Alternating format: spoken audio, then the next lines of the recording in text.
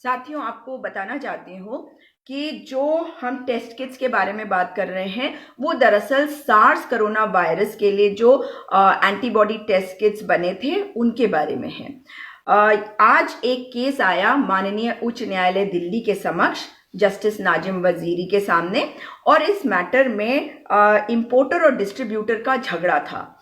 Importer एक company है जिसका नाम है मैट्रिक्स लैब्स। जी हाँ, और मैट्रिक्स लैब्स जो इंपोर्टर है उन्होंने चाइना की एक कंपनी वॉनफो से इसको खरीदा। तो वॉनफो ने जो माल बेचा करीबन $3 का, उस पे ₹20 का फ्रेट पड़ के ये पड़ गया करीब ₹245 का इंपोर्टर यानी कि जो आयात कर रहा था उस कंपनी को, यानी कि मैट्रिक्स लैब्स को।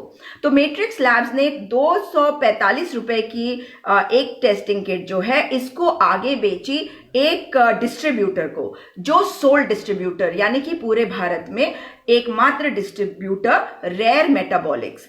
और ये अग्रीमेंट इन दोनों कंपनीज के बीच में था कि इंपोर्टर केवल और केवल रेयर मेटाबॉलिक्स को ही बेचेगा और कोई कंपनी इस माल को भारत में नहीं बेच सकती। तो ₹245 पड़ा हमारे मैट्रिक्स लैब्स को, जो इंपोर्टर है। उन्होंने आगे इसको बेचा ₹400 में। जी हाँ, ₹400 में। तो यानी कि हो गया ₹155 उसका प्रॉफिट।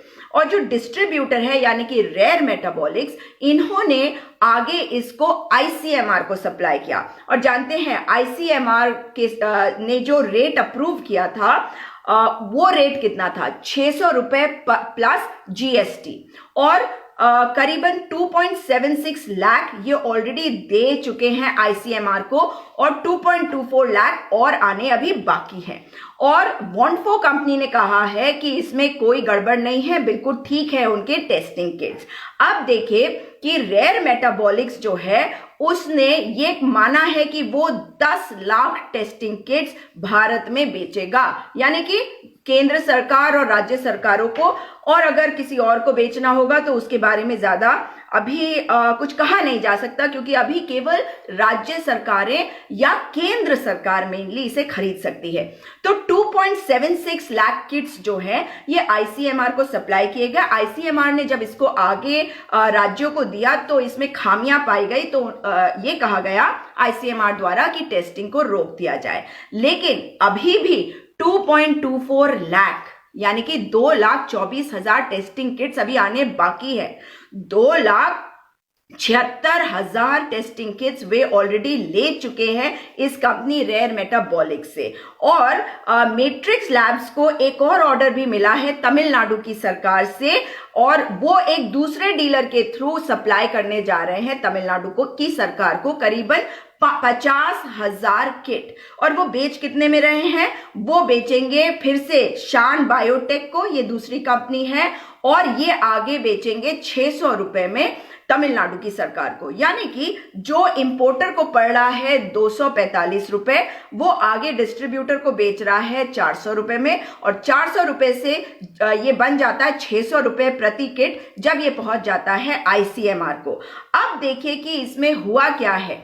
इस पूरे मैटर में ये हुआ था कि जो डिस्ट्रीब्यूटर था, रेयर कंपनी जो है रेयर मेटाबॉलिक्स, उन्होंने कहा मैट्रिक्स लैब्स को कि आप जितना माल लाना है 5 लाख का हम ऑर्डर दे चुके हैं, आप ये दे दीजिए।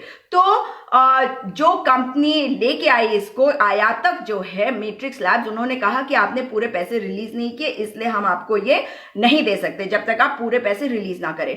तो उन्होंने कहा कि जो बाकी के 2,24,000 किट है वो आप हमें दे दीजिए ताकि हम सरकार को वो दे सकें, और सरकार तब रिलीज करेगी। सरकार कौन? आईसीएमआर। सरकार नहीं, आईसीएमआर। अब हुआ ये है कि जब ये मैटर सामने आया, इससे साफ हो गया कि आईसीएमआर ने अभी पैसे इसलिए नहीं रिलीज करे क्योंकि ये माल ठीक नहीं था।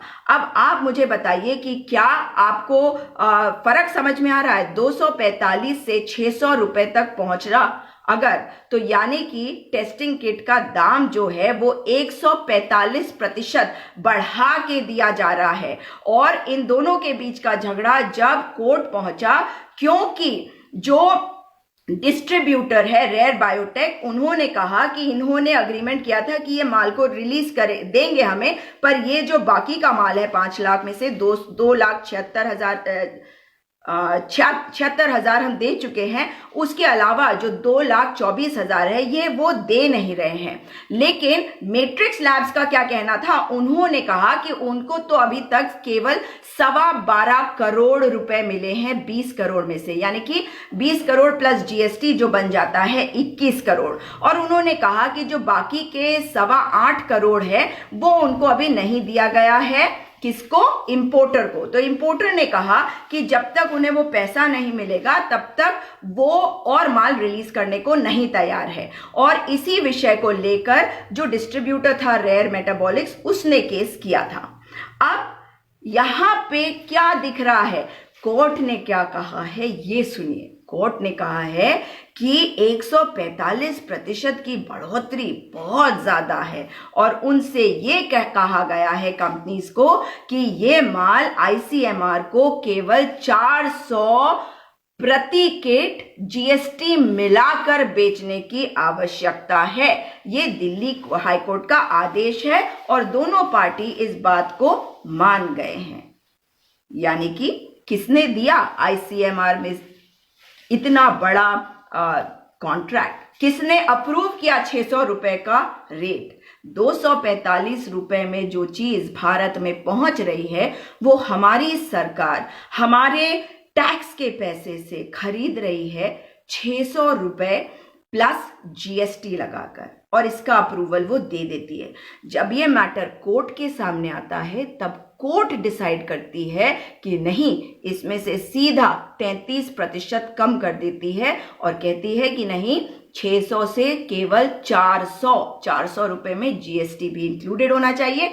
आपको सरकार को इतने में बेचना पड़ेगा, आईसीएमआर को इतने में बेचना पड़ेगा। कितना बड़ा घोटाला है। क्या यह आवश्यक नहीं है कि इस समय में जो ये मुनाफाखोरी कर रहा है, जो देश को लूट रहा है इतने मुश्किल समय पे, उसका पर्दाफाश हो, उसके खिलाफ कार्रवाई हो? तो मेरी ये अपील है हमारी केंद्र सरकार को, मोदी जी को, कि जिसने भी ये मुनाफाखोरी करी है, जिसने भी ये गंदी हरकत करी है, जिसने भी ये अप्रूवल दिया 600 रुपए प्लस जीएसटी पर, उसके विरुद्ध कार्रवाई करी जाए और उसका पर्दाफाश करके उसका नाम जो है सबके सामने लाया जाए, ताकि ऐसी चीजें जो है दोबारा ना दोहराई जाए।